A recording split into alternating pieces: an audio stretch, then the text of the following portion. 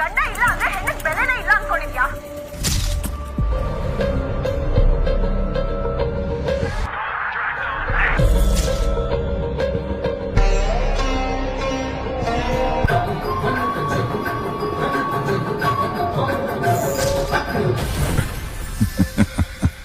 ನಮಸ್ತೆ ಕರ್ನಾಟಕ, ಹೇಗಿದ್ದೀರಾ?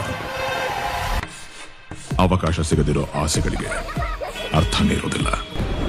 ಈ ಬಾರಿ ನಿಮ್ಮಂತಹ ಸಾಮಾನ್ಯರ ಆಸೆಗಳಿಗೆ ರೆಕ್ಕೆ ಕಟ್ಟೋ ಅವಕಾಶವನ್ನು ನೀಡುತ್ತಿದ್ದಾರೆ ಬಿಗ್ ಬಾಸ್.